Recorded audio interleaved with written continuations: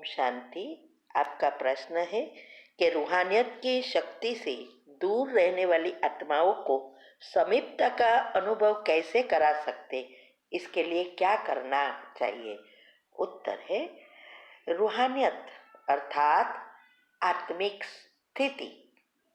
तो इसीलिए आज शिव बाबा ने कहा कि जैसे आजकल साइंस कितनी प्रगति कर रही है, एक पल भर में आपके सारा अनुभव कर सकते। जैसे टीवी प्रसारण कहाँ हो रहा है, फिर भी आप स्विच ऑन करो, टीवी में वही चैनल आएगी जो आप स्विच ऑन कर सकते। और आप देखो, ये इंटरनेट, व्हाट्सएप, फोन, मोबाइल कैसे एक पल में हमें जोड़ देता है।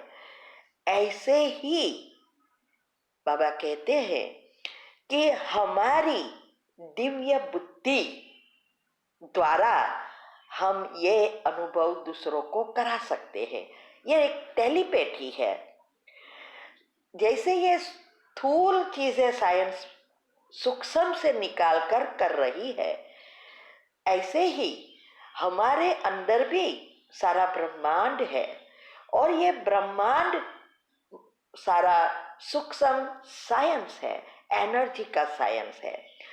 तो इसीलिए जब हमारी बुद्धि स्थूल चीजों से डिटैच होती है, सूक्ष्म पवित्र बनती है, तब वो दिव्य बनती जाती है।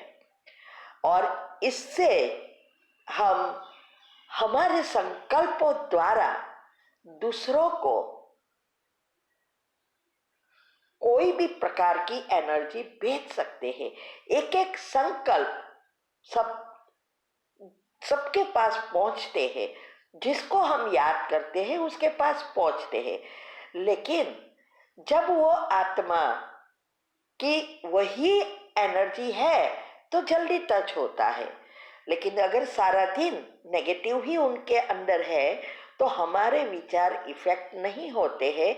लेकिन जब वो आत्मा भी शांत है, जैसे हमने योग के प्रयोग में बताया है कि कोई भी आत्मा को हमें सकाश देनी है या कोई काम कराना है या कोई चीज प्राप्त करनी है, तो हमें सुबह में जब वो आत्माएं सोती है तब पावरफुल अमृत वेले के बाद विजुअलाइज करके सकाश देनी है।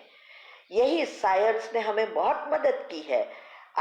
ये सबकॉन्शियस माइंड के 3 नियम अगर अच्छी रीति हम समझ लेते तो हम जो चाहे वो प्राप्त कर सकते हैं। इसके लिए इसीलिए मैंने बताया है, आज बाबा ने भी यही कहा कि हमें मास्टर सर्वशक्तिमान संपन्न और संपूर्ण स्थिति बनानी है और संकल्प को शुद्ध बनाना है, स्वच्छ बनाना है। यही हमने बताया है। योग की पहली अवस्था में विधि में बहुत कुछ बताया है कि दिनचर्या मनचर्या सेट करने से हमारा बायोलॉजिकल क्लॉक, स्लीप साइकिल सब रिसेट हो जाता है।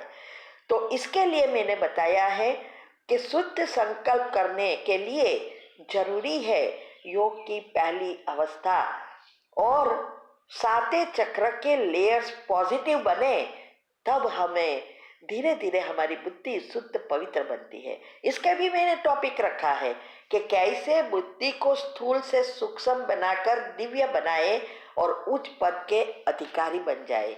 ये सब बातें आपको नई चैनल पर इजीली मिल जाएगी। योग के प्रयोग में जाएंगे तो ये सारी बातें हैं, तो वो चैनल सब्सक्राइब कर लो तो आपको रिलेटेड वीडियो मुख्य मिल जाएगी। तो अगर हमें ये स्थिति प्राप्त करनी है या अनुभव कराना है या सफलता प्राप्त करनी है, तो हमारी अवस्था अचल अटोल बनाना जरूरी है। मन पर कंट्रोल, इंद्रियों पर कंट्रोल, तो ऑटोमेटिक कर्मेंद्रियों भी कंट्रोल में आ जाती है। और इसके लिए ही सारी विधि हम ये सब ग्रुप में बता रहे हैं। जो रोज का रोज 8 ग्रुप का करते हैं उसको जल्दी सफलता प्राप्त होती है।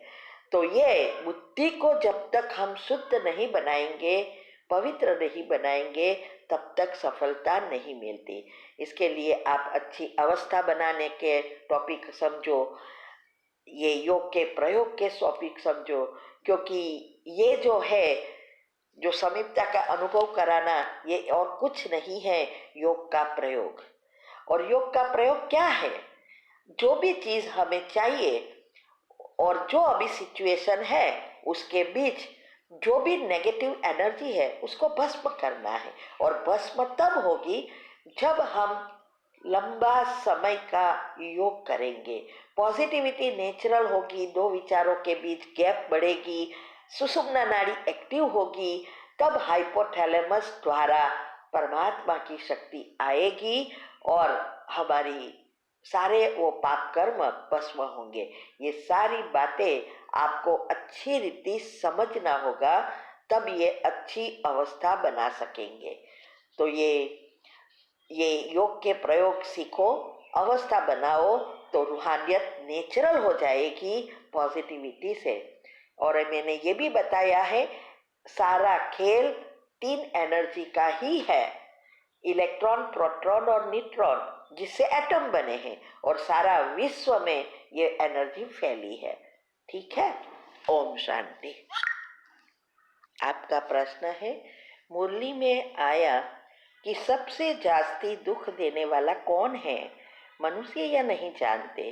बाप कहते हैं, इन गुरुओं ने परमात्मा की महिमा गुम कर दी है, हम तो उनकी बहुत महिमा करते हैं। वह परम पूज्य परम पिता परमात्मा है। शिव का चित्र भी बहुत अच्छा है, परंतु बहुत लोग ऐसे हैं जो मानेंगे नहीं कि शिव कोई ऐसा ज्योति बिंदु है, क्योंकि वह तो आत्मा सो परमात्मा कह देते हैं। तो ये पैराग्राफ समझना है कि गुरु ने परमात्मा की महिमा गुम कर दी, ये अच्छी रीति समझना है। उत्तर है, देखो, जब भक्ति शुरू हुई थी तब भगवानवाद ही था। धीरे धीरे शास्त्रों में परिवर्तन आया, हर चीज में ऐसी मिक्सचर रीति हो गई, दो दो चीज हो गई। तो धीरे धीरे भक्ति भी व्यभिचारी बन गई। जैसे जैसे आत्मा की शक्ति कम होती है, वैसे बुद्धि भी तमो प्रधान बनती है। तो जैसी बुद्धि वैसा श्लोक का विचरण करते हैं, उसका अनुवाद करते हैं। तो इसीलिए धीरे धीरे भगवान का नाम खत्म हो गया। तो जो गुरु साधु जो भी है, वो अपने को ही भगवान की, भले देवताओं की पूजा करते हैं, लेकिन कहते हैं ना, कई धर्मों में कहते हैं कि ये श्री कृष्ण की ही आत्मा है, ये तो भगवान है, साक्षात भगवान है, ऐसा करते हैं। दूसरा जो कहते हैं कि अगर गुरु का निंदक बने तो छोड़ न पाए, ऐसा जो भी कहावत है उसका भी उल्टा कर दिया। कहा कि अगर गुरुओं की निंदा करेंगे तो ऐसा ऐसा होगा। तो सब लोग डरते हैं और गुरु की ही महिमा करते हैं। धीरे धीरे परमात्मा की महिमा खत्म हो गई।